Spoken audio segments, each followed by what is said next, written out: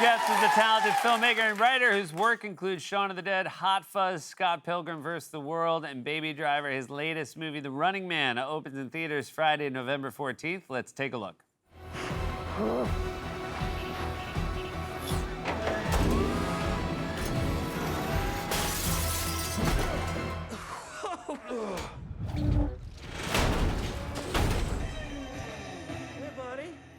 You're on freebie. The hunters are racing to intercept their prey. Better run, Mr. Richards. This is why we watch, running fans. Go, go!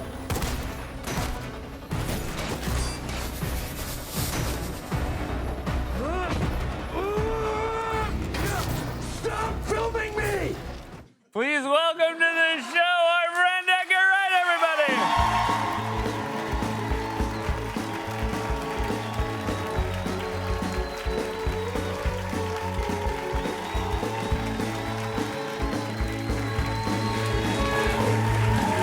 Welcome back! Nice to be here. I'm very happy to have you. I think last time I was in a pandemic Zoom window. It was. This is a lot better to have you Nice here to in be person. back on the couch. This is very exciting, especially for people of our generation. This is a very famous Stephen King story that I think I came to know from the 1987 Arnold Schwarzenegger film. Yeah.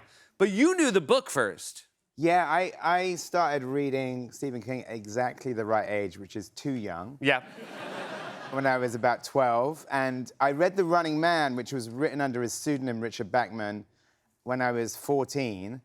Let's have a look at the... Well, would you like to... This is the cover of the 1982 paperback. Seth, would you like to read the log line? Welcome to America in 2025.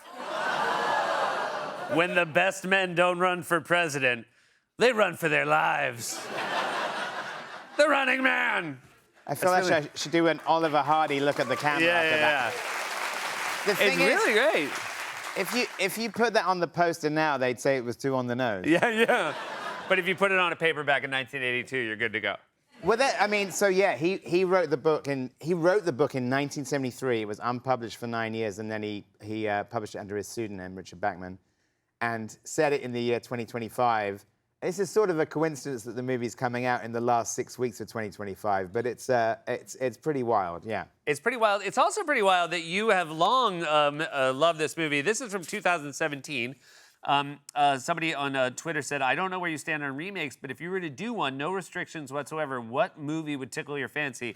And you said in 2017, The Running Man. Yes, so that's true. did this help seed the idea for other people? Yeah, I think it's one of those questions you get asked on a junket. The second question after, would you ever do a Star Wars? Yeah. Yeah, I mean, what's weird, I would say that the film isn't really a remake of the 1987 film with Arnold Schwarzenegger. It is an adaptation, a fresh adaptation of the book. But because I'd read the book, I read the book before I saw the 1987 film, so I knew that there was a whole other movie in that novel. And so that was the idea, we wanted to do a more faithful version and do something else with the material. You also, though, thought it was important to get Arnold's blessing. Yes. This is a Zoom. It seems like based on his face, he seemed okay with it. Yes. Look how happy me and Glenn are there. Yeah. But then this is, so this is the fictional money in the world you've built. And Yeah. So is this in the film or no? It is in the film. It's in the film, the money. So we decided, well, I guess in the movie, we never say what year it is in the movie, but we decided it was a slightly alternate 2025. And in this alternate 2025, people who were born outside the United States could become president. So the former governor of California, Arnold Schwarzenegger, had become president. And so we did these new bucks, and we had to get his photo approval. And so we basically, after he was so generous to us, we showed the movie to him last week in LA, and me and Glenn went to the screening room, and we were waiting outside with this big check. And then man, so if he hated it, that would have been the most embarrassing. I know. If you just standing there with giant it looks like he's a lottery winner, doesn't it? But the thing is, Glenn was laughing at me because I was really nervous because I had that thing where I was like, oh my God, what if he hates it? And then he came out of the screening room, and the first thing he said, he goes, oh my God, it's fantastic. I didn't do the impression in front of him. Yeah. The second thing he said, I kid you not, is he said, it looked like it was so hard to make. Glenn, you're all covered in blood and all sweaty. Action movies so hard to make. I never liked making the action movies. So many night shoots. I much prefer watching them later. He goes, too difficult. Much prefer making Kindergarten Cop and Twins. I'm just standing there watching this done. I mean, I will say, weirdly enough, and this is like a shout out to the Quaid Army. Like I did say to him, like Righteous Kill, is that, you know, maybe more of an influence on our film than the original Running Man would be Total Recall, which I love. So I got to say that to Arnold, which was, you know, Glenn said that when I was, as he started to compliment the movie more and more, he saw me just get increasingly like relaxed. And eventually I kind of, at some point I put my hand on him like he was Santa Claus or something. Yeah. So thank you, Arnold. Now, that was not the only blessing you had to get, right? Like, the other one is even more stressful because it was Stephen King. Stephen King himself. And now Stephen King is not only, here we can tell, like, he was already, like, maybe predisposed to like it. Obviously, he's a big fan. This was after he saw it. That's after he saw it. But, like, the thing about Stephen King is, you know, he's an incredible technical writer as well. Yeah. I mean, his book on writing is one of my favorite books about the very, you know, art of writing. Yeah, so, you know, part of the process of making this, and I'd had like an email correspondence with him for years, because he'd given me a press quote for Shaun of the Dead like 21 years ago, which is amazing. And then more recently, after Baby Driver, we started emailing, but mostly about music, which turned into me sending him albums on his birthday. I'd be like, because I knew he was a big rock fan, so I'd be like, it was like having a kind of like an uncle that you would give. I'd say, oh, check out this album by King Gizzard and the Lizard Wizard.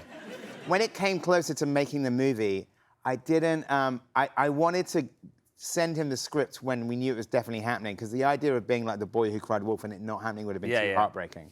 So eventually comes the day where I have to send him the script. And you know, he used to be an English teacher. So now you're like sending your homework in to the world's most famous English teacher. And me and Michael Bacall, the co-writer, were getting very sweaty, like sort of waiting for his response.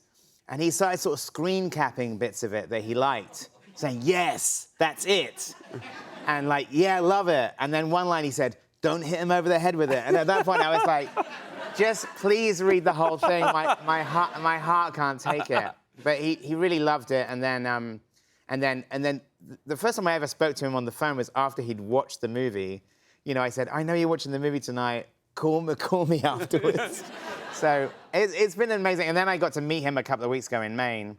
And what's funny is actually, I said, can I meet you before the film comes out? So I was in New York doing Comic-Con. Me and my girlfriend flew to Maine. And he said, he booked a table at a restaurant. He told us what hotel to go to. And then he gave us another address. And I was confused what the other address was. He said, come over to this address.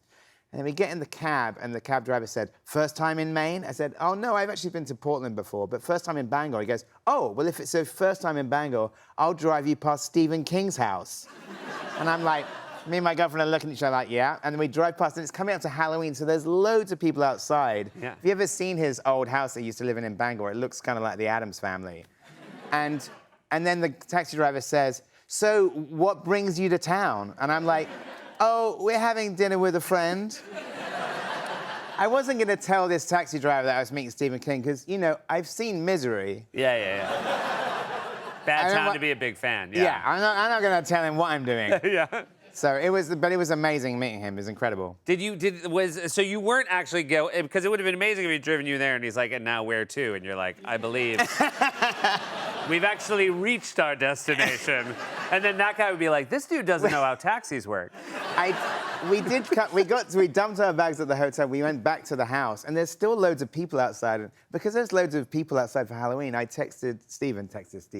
So familiar. Said, hey, what's the deal with coming into the drive? He goes, just walk in.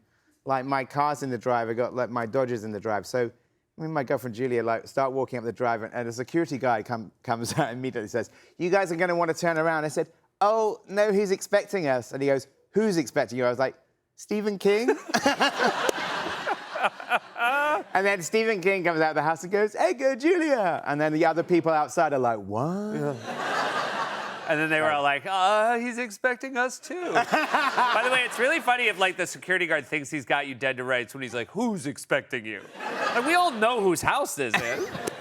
It's very exciting. I'm so happy this is in your very competent hands. And Thank it's you. really such an exciting time to have a movie like this out. Thanks so much for being here, buddy. Thank you. It's great to see you, man. Edgar Wright, everybody. The Running Man is in theaters November 14th. We'll be right back.